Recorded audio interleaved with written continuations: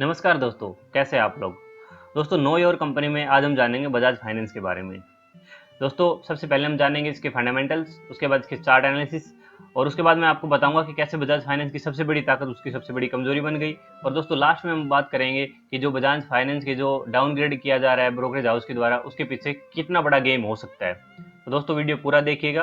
तो चलिए दोस्तों, स्टार्ट करते हैं।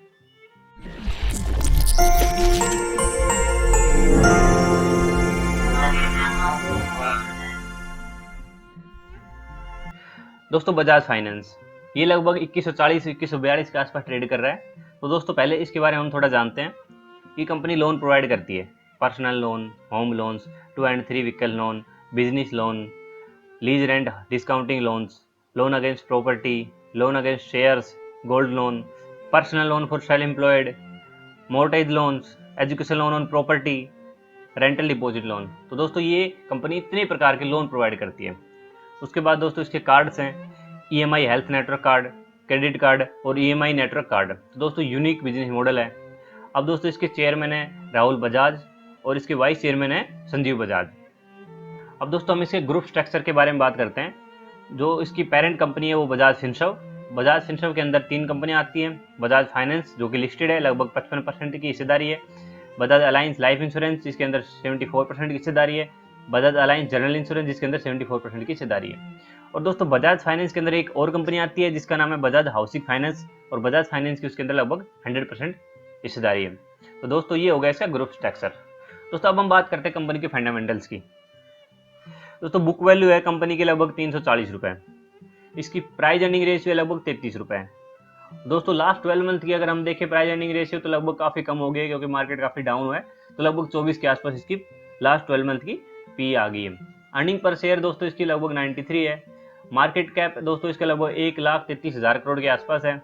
प्राइस टू बुक वैल्यू दोस्तों थोड़ी हाई है, लगभग 6.7 है।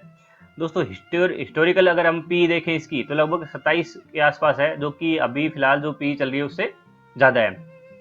दोस्तों, ईपीएस ग्रोथ अगर हम देखते हैं तो काफी बेहतरीन, लगभग 36 के आसपास, लगभग 37% के आसपास इसकी अर्निंग पर शेयर ग्रोथ है। दोस्तों, पीजी रेशियो 1 से कम होना चाहिए, जो भी काफी अच्छा है, 1 से कम है। दोस्तों, कंपनी डिविडेंड भी काफी अच्छा दे रही है। अब बात करते हैं दोस्तों इसके रेवेन्यू की। दोस्तों, रेवेन्यू इसका कितने बेहतरीन तरीके से ग्रो कर रहा है, जैसा कि आप देख पा रहे हो। अगर हम इसकी रेवेन्यू ग्रोथ देखें तो अगर 1 ईयर में 37.40%, 3 ईयर में 36.13%, 5 ईयर में 35% और 12 ईयर में लगभग 37% के आसपास इसकी ग्रोथ है। मतलब 12 ईयर का एवरेज हम अगर ग्रोथ लगाते हैं तो 37.90%, मतलब कितनी बेहतरीन तरीके। ड्रीम रेवेन्यू होता है ना, ग्रोथ, वो ड्रीम ग्रोथ है इसके अंदर दोस्तों, जैसा कि आप देख पा रहे हो। दोस्तों, अब हम बात करते हैं कुछ इंपॉर्टेंट रेशियोज के बारे में।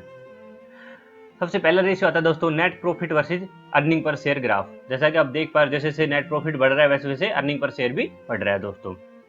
उसके बाद दोस्तों आता है कि कंपनी डिविडेंड कितना देती है। तो जैसा कि आप देख पा रहे हैं दोस्तों, अगर कंपनी का प्रॉफिट बढ़ रहा है तो कंपनी अपने डिविडेंड भी दे रही है लोगों को। उसके बाद बात करते हैं दोस्तों इक्विटी डायल्यूशन। ये बहुत इंपॉर्टेंट रेशियो होता है दोस्तों, कि कोई कंपनी अपने शेयर इशू तो नहीं कर रही है या अपने शेयर बेच तो नहीं रही है। तो कंपनी 2018 में, 2017 में थोड़े थोड़े शेयर बेचे थे, लेकिन अब 2019 में अभी तक कोई अपना शेयर डायल्यूट नहीं किए हैं। दोस्तों, सबसे इंपॉर्टेंट रेशियो आता है डेब्ट इक्विटी रेशियो, कि कंपनी पे कर्जा कितना है। दोस्तों, ये यहाँ पे एक काफी बड़ा इशू है कंपनी के ऊपर, की लगभग कंपनी के लगभग 4.5 गुना डेब्ट है कंपनी के ऊपर। लेकिन दोस्तों, मैक्सिमम जो फाइनेंस की कंपनियां होती है उनके ऊपर इतना कर्जा होता है। मैंने लगभग रिसर्च की, उसमें पता चलता है कि इतना कर्जा कंपनी जो फाइनेंस की कंपनी है उनके ऊपर मिलता है आपको। दोस्तों, अब आता है करंट रेशियो। सबसे बड़ा इशू कंपनी के अंदर ही है। करंट रेशियो दोस्तों होता है current asset upon current liabilities, जो कि कम से कम किसी का हेल्दी अगर किसी कंपनी का रेशियो 2 होना चाहिए, लेकिन यहाँ पे लगभग 1 से भी कम है, 1 से भी काफी कम है, 0.10। तो ये कंपनी का बहुत बड़ा इशू है दोस्तों। आपको पता है ये कंपनी लगभग 5,000 के ऊपर ट्रेड कर रही थी, तब तो ये सही था, तब रेशियो तो तब भी यही था, लेकिन लोग उसको 5,000 पे खरीद रहे थे, क्योंकि तब ये इशू नहीं था। इतना इस पे इस वक्त कोई भी इतना इस पे गौर नहीं कर रहा था, क्योंकि आपको पता है कि सब कुछ अच्छा था मार्केट में, कंपनी अच्छा रेवेन्यू ग्रोथ कर रही थी, तो ये ज्यादा इशू नहीं था। लेकिन अब सिचुएशन कुछ और हो गई है, तो अब ये एक बहुत बड़ा इशू बन गया है कंपनी के लिए। दोस्तों, अब हम बात करते हैं interest coverage ratio. Interest coverage ratio होता है earning before interest and tax upon interest. मतलब आप जो इंटरेस्ट दे रहे हो उसके कितने मल्टीप्लाई में आप प्रॉफिट कमा रहे हो। तो दोस्तों ये कंपनी का ठीक ही है, ज़्यादा बढ़िया तो नहीं कह सकते आप इसको कि बहुत बढ़िया है, लगभग 2 ढाई 3 अगर गुना होता तो ज़्यादा बढ़िया होता, लेकिन ये कंपनी का 2 से नीचे, लेकिन इतना कंसर्न नहीं है कि इतनी ज़्यादा कम भी नहीं है कि इसको ज़्यादा इशू बनाया जाए। उसके बाद दोस्तों आता है return on equity. Return on equity company काफ़ी अच्छी है, लगभग 20.28 के आसपास है, तो ये काफ़ी अच्छा है, लगभग 15% से अगर किसी की रिटर्न ऑन इक्विटी अच्छी है तो उसको अच्छी कंपनी माना जाता है। दोस्तों अब बात करते हैं नेट प्रॉफिट मार्जिन कि 100 रुपए पे आप कितना प्रॉफिट नेट प्रॉफिट कमाते हो। तो दोस्तों लगभग 100 रुपए पे कंपनी 21% के आसपास कंपनी नेट प्रॉफिट मार्जिन है, तो ये काफ़ी अच्छा है दोस्तों कि 100 रुपए पे लगभग 21 रुपए कंपनी कमा ले रही है। दोस्तों उसके बाद आता है नेट प्रॉफिट वर्सेस रेवेन्यू।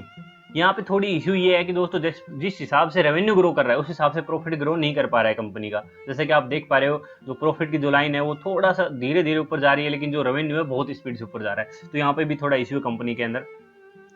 सबसे बड़ी इशू ये है दोस्तों, कंपनी के पास फ्री कैश फ्लो नहीं है, नेगेटिव में फ्री कैश फ्लो है और वो भी 29,000 करोड़ के आसपास। तो ये एक बहुत बड़ा इशू है, क्योंकि नॉर्मल सिचुएशन में तो कंपनी को फ्री कैश फ्लो की आवश्यकता नहीं होती कि भाई चलो फ्री कैश फ्लो नहीं है तो कोई इशू नहीं, कंपनी रन कर जाएगी। लेकिन इस सिचुएशन में कंपनी को फ्री कैश फ्लो बहुत ज़्यादा चाहिए, क्योंकि कंपनी अपना बिजनेस एक्सपेंड नहीं कर पा रही है, ग्रोथ नहीं कर पाएगी, अपने एम्प्लॉयज़ को सैलरी देगी तो उससे कहाँ से देगी वो, जब कंपनी के पास फ्री कैश फ्लो ही नहीं है। तो ये एक बहुत बड़ा इशू है। तो अगर कंपनी है उसके बाद अगर एम्प्लॉयज को सैलरी दी तो उसके ऊपर जो कर्जा है वो और बढ़ जाएगा, क्योंकि कंपनी को और कर्जा लेना पड़ेगा और इससे कंपनी की जो फाइनेंशियल कंडीशन है वो थोड़ी खराब हो सकती है। दोस्तों हम इसका शेयर होल्डिंग पैटर्न देखते हैं। दोस्तों जैसा कि आप देख पा रहे हो प्रमोटर के पास लगभग 56.15 शेयर होल्डिंग है और बजाज फाइनेंस के पास, बजाज फिनसर्व के पास लगभग 52.82% की शेयर होल्डिंग है। अब बात करते हैं एफआईआई, लगभग 22.2% एफआईआई इसमें होल्डिंग रखते हैं और 856 एफआईआई का इन्वेस्टमेंट है इसके अंदर। दोस्तों लगभग म्यूचुअल फंड की 50 स्कीम ने इसके अंदर इन्वेस्ट किया हुआ है और लगभग 7.85% का हिस्सेदारी इन्होंने ली हुई है। और दोस्तों अगर हम बात करें सबसे ज़्यादा एफआईआई किसने इन्वेस्ट कर रखा है, तो लगभग गवर्नमेंट ऑफ सिंगापुर ने लगभग 4.65% का हिस्सेदारी इसमें ले रखी है। अब हम बात करते हैं दोस्तों चार्ट एनालिसिस के बारे में। दोस्तों जैसा कि आप देख पा रहे हो ये इसका मंथली चार्ट है और 2008 से ये इसका चार्ट है। जैसा कि आप देख रहे हो कितने अच्छा, मतलब कितने रुपए कमा के दिए इसने मार्केट में लोगों को, लेकिन उसके बाद दोस्तों कितनी बड़ी गिरावट है, लगभग 60% गिरावट कंपनी में हो चुकी है। दोस्तों अगर हम इसका सपोर्ट देखते हैं, जैसा कि आप देख रहे हो कंपनी एक टाइम में इस रेंज के अंदर थोड़ा कंसोलिडेट किया था, जो कि लगभग 1617 रुपए के आसपास आता है। तो मैक्सिमम जो ब्रोकरेज हाउस है यही टारगेट दे रहे हैं कि कंपनी यहाँ तक जा सकती है। और दूसरा जैसे कि आप देख पा रहे हो इसकी 100 मंथली ईएमआई है, लगभग 1617 रुपए के आसपास ये भी आ रही है। तो काफी मतलब ये यहाँ पे एक बेहतरीन इसका सपोर्ट है और यहाँ अगर ये नीचे जाता है तो यहाँ पे रुकने के 99% चांस है कि यहाँ पे ये रुक जाए। लेकिन अगर दोस्तों अगर इस लेवल को तोड़ता है तो कंपनी लगभग अपने 200 मंथली ईएमआई के आसपास चली जाएगी, लगभग 978 के आसपास, लगभग 1000 रुपए के आसपास इसका अगला जो सपोर्ट है वो है। तो इतना नीचे जाएगा नहीं, लेकिन फिर भी मैं आपको एक बार थोड़ा जनरल नॉलेज के लिए एक बार बता दिया कि लगभग 1000 रुपए पे भी जा सकता है। तो दोस्तों ये इसका हो गया चार्ट एनालिसिस। दोस्तों जैसा कि आप बात कर रहे हो कि बजाज फाइनेंस लोन प्रोवाइड करती है और वो लोन प्रोवाइड करती है लगभग आम लोगों को, जनरल लोगों को, कि भाई रिटेल लोन ज़्यादा प्रोवाइड करती है, जो इसकी सबसे बड़ी पावर है, जो इसकी सबसे ज़्यादा स्ट्रेंथ है। क्योंकि आपको पता है कि जो आम लोग हैं वो लोन ले लेते हैं तो 100 में से 99% वो अपना लोन चुका देते हैं। तो ये कंपनी के लिए अच्छा है क्योंकि कंपनी का एनपीए नहीं बढ़ता। लेकिन अगर मान ले कंपनी कॉर्पोरेट्स को लोन देती है तो वहाँ पे एक रिस्क है कि कहीं कोई विजय माल्या निकल गया तो कंपनी के तो लग गए, फिर तो कंपनी क्या करेगी।